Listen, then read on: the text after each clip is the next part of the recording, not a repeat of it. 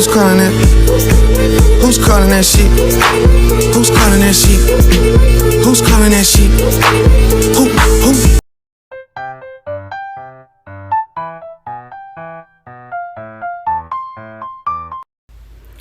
Facts about being in an interracial relationship or marriage that nobody is going to tell you but me.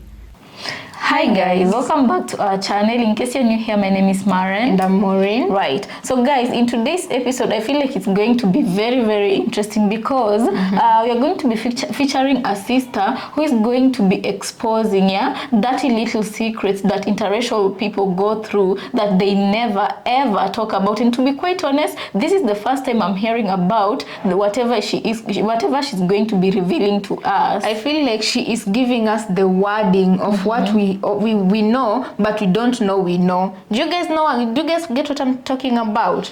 Anyway, let's just watch what she has to say and then we come back and talk about it. And have you ever been in an interracial relationship, man or woman, and you go to this audience? Yes, and you go to these white spaces and experience some of the things she's going to be describing today, or maybe something different. Let us know in the comment section, and consider subscribing if it's your first time here. And then let's watch and then we come back and talk about it. Facts about being in an interracial relationship or marriage that nobody is going to tell you but me. So listen up. Your white partner is going to experience a decline in their white privilege, and it is going to cause a crash out like you have never seen. And here's the thing, they don't even tell the white people this. They get blindsided by it too. And the way that it works is wild. Speaking from my experience and how it went, you meet a guy, and on either side, it can be fetish, lust, like, love, whatever. Then they take you around their white friends. And now, Black women, what you need to know is a group of not racist white men, especially young white men, are always going to be cool. They're always going to think you're hot, you're cool, be totally down with however you're representing yourself and whatever. Because white men in their white privilege have the freedom to think however they want to think. It's when the company gets mixed that things start to get hinky. And by mixed company, I mean those same white guys plus their white girlfriends and wives, white family, white coworkers, white friends.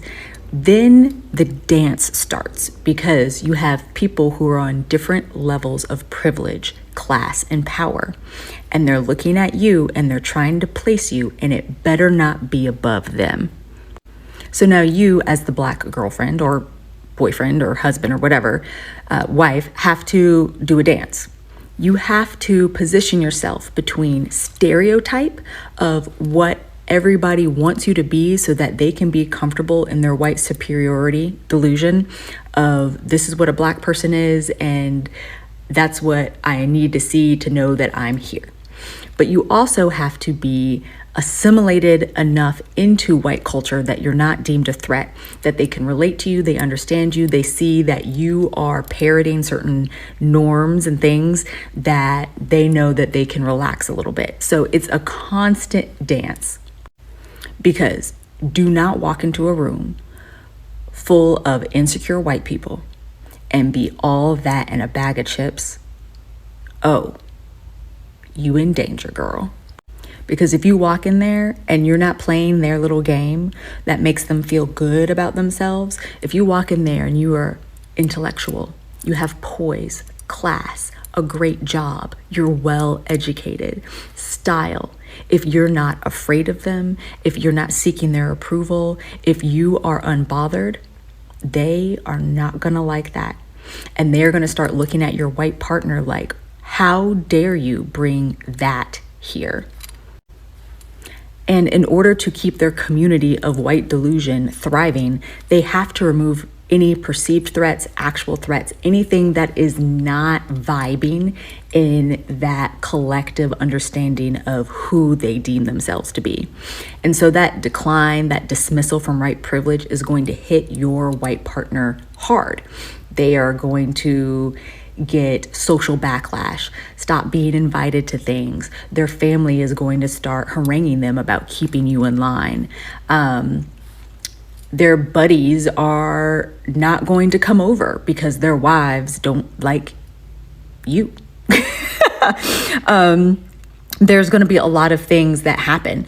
And not only will they possibly have a decline in their social status, their white privilege, but their upward mobility within white privilege can be chopped off, especially if it's at work. If they have a boss or a boss's spouse that feels some kind of way, all of a sudden promotion opportunities are not there for them.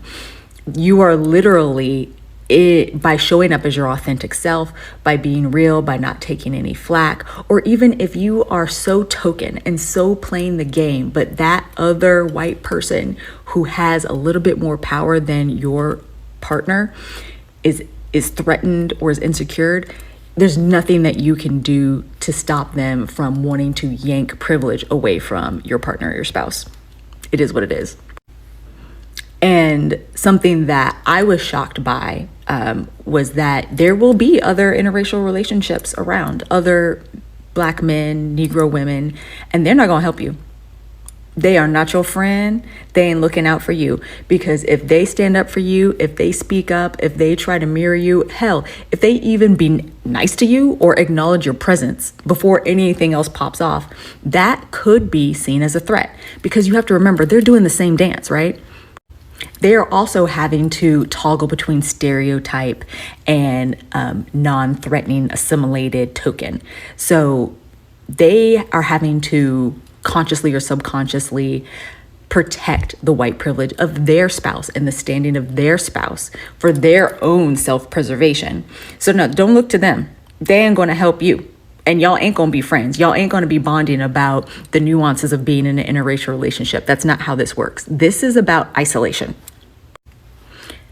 So if you find yourself with a white person who you might like, love, see yourself building a life with, and they have not completely deconstructed from white supremacy, delusion, from their need to have access to white power, from capitalism, from sexism, from, I'm trying to think of what else, from any of these societal powers, and they have not deconstructed from that truly intentionally to the point where they've already cut out problematic friends and family, and they are no longer trying to navigate that world. If they haven't done all of that work, that shit will be done for them by the nature of them being with you, and your white partner will punish you for removing them from access to their white power.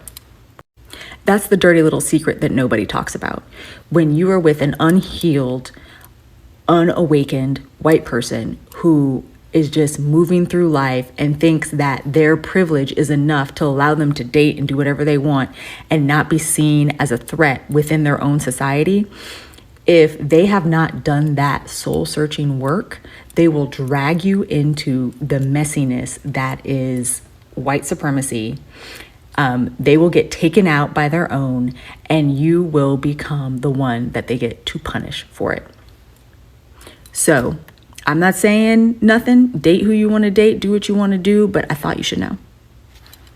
So guys, welcome back. Let us know what you think about this episode in the comment section, yeah? So I can just say this sister deconstructed a lot of things, and some made sense and some were totally new news to me. I won't speak for anybody else, yeah? Mm-hmm. And what caught my interest is when she talks about different level of privilege and power in the white community, yeah? Mm-hmm. And I feel like more or less this is something we've covered about, but in a different kind of content, where there was a punk-color lady who was talking about why white women will never have sisterhood in their ranks. It's because they can never come united, and they have those levels that they put people. Right, yeah? And this said, why punk-colored women, they know they can never attain that level of sisterhood, because the same way they treat black people behind their backs, they know that they treat each other like that too, by talking about each other and doing this and that behind each other's backs. Right, And guys, if this is a known knowledge, how comes there's still some palm-colored people who deny vehemently of white supremacy, white privileges, and these being sort of rankings existing in the white community, you know? And I feel like this is the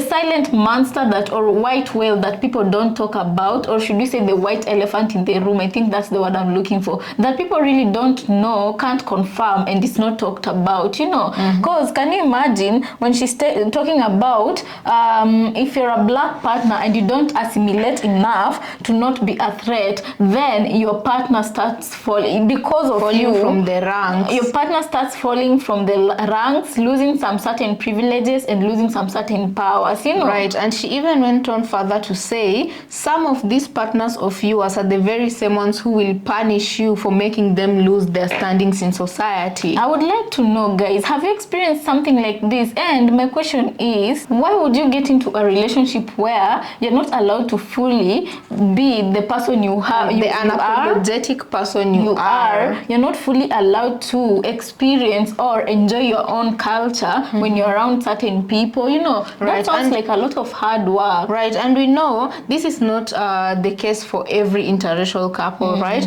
But we do know also that it exists. It's a reality for some couples. Yeah, I can imagine, guys, the reverse of this. Let's say interracial couple, one is African, the other one is a white male or female, right? When they come to Africa, they're fully accepted. They're fully accepted. Nobody loses. In any case, this is funny, but I have to say, and it's gonna sound funny. In any case, when a black woman or a black man marries, we call them Mzungus here in Kenya. When they marry a Mzungu, that is a white word for a white man or woman. When they marry a Mzungu, I'm telling you, your social ranks are going to go up like I don't know how many That's percent. a very funny thing. And in the Western world, your social rank becomes diminished, you know, for the palm-colored man. But if they come here, they're both treated very well, and the palm-colored person is allowed to enjoy their culture without having to necessarily change. Exactly. Of course, they can assimilate or copy some of their African. In most cases, they do that because they love their culture. You see them starting to dress like the African counterpart. They start enjoying the African foods and whatnot. So you can see the level of acceptance in these two communities. You know, this just for Black Americans, I don't know. And you know, this just reminded me of an interview I watched. It was conducted a long time ago, I think in the 90s, of Mariah Carey's mom. Mariah Carey's mom is white, and her dad is a biracial of Venezuelan and black something, right?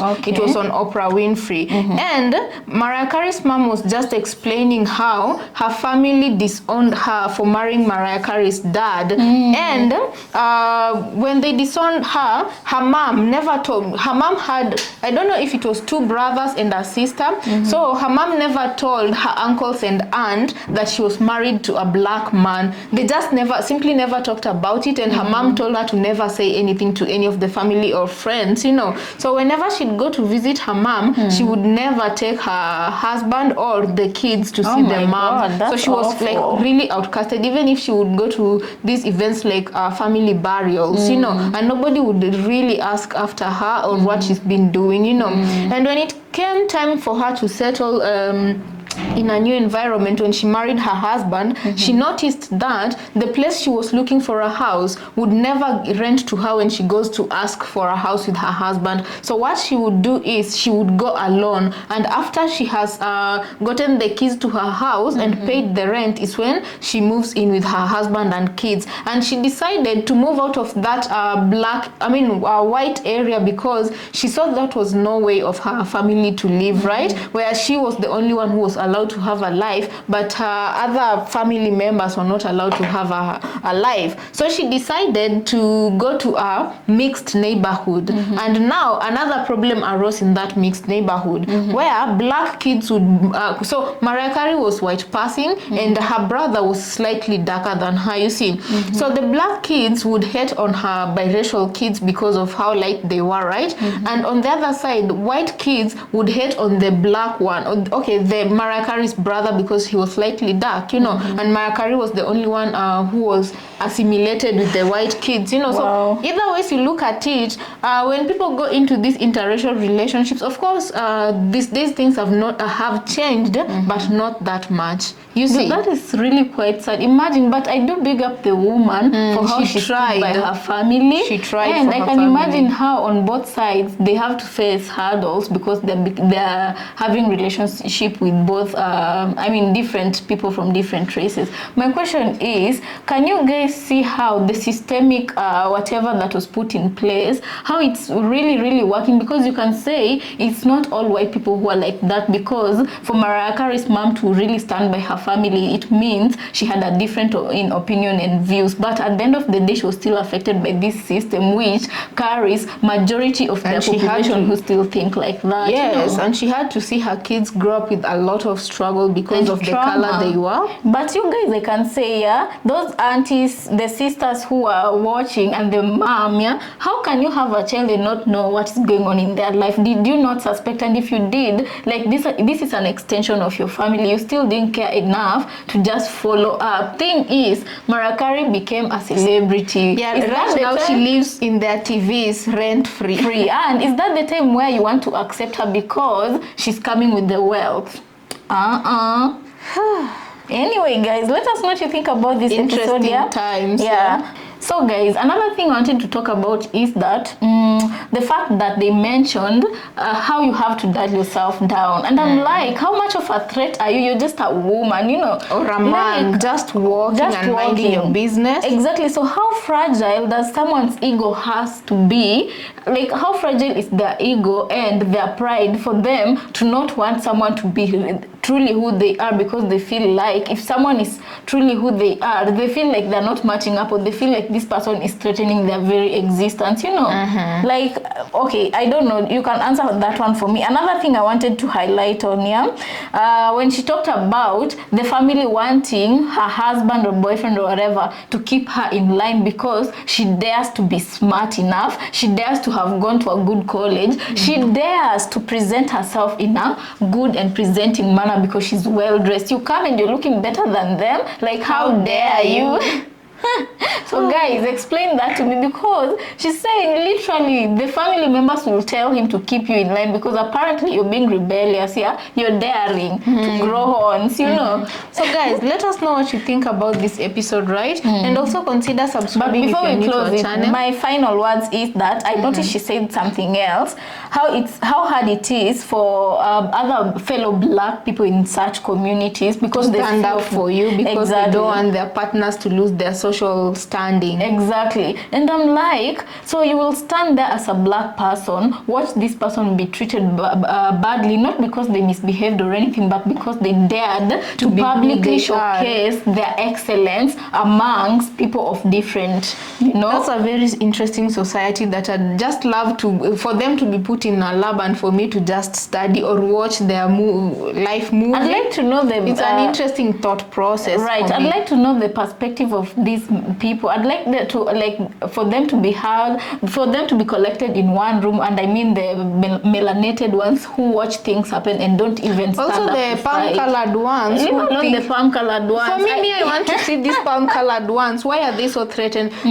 As in, I just want them to be put in a room and for them to be made to feel so safe that they can openly say it. You remember, like, there was a documentary that was done of men who are who conducted domestic violence, right? They were put in a room and they were made to feel safe, and they were told with all honesty to speak their minds. Why were they so violent towards their partner? They felt so safe that all of them spoke one language, and they said mostly it's because of control, to control those women, number one, and number two, so that those women, whenever they ever want to spend on anything, then they can spend on anything without being accountable, right? But they could prevent their women from spending on anything because it was their Anyway, guys, you get all of that. A very insecure person. I wish I get that documentary again. Why would you want to control someone else who is control? Would you feel the same if you are being controlled the same way you are using that on somebody else? So I feel the same mantra that was used to expose these violent men is the same mantra that should be used, so that we know the psychological thinking of these palm-colored people who think the way this woman has described them. But I feel like it has been exposed. We just haven't found the material. No, not the material. Also the wording. You know, when it comes from the horse's mouth, then you get like, because so everybody knows that violent people act that way to control and to do this, that, and the other. But when it comes from their very own mouth, you know when to look out for. It's different. Anyway, guys, let us know what you think about this episode on the comment section. Also consider subscribing if you're new here. Road to 100, right? And we'll catch you on our next episode. Thank you so much for watching.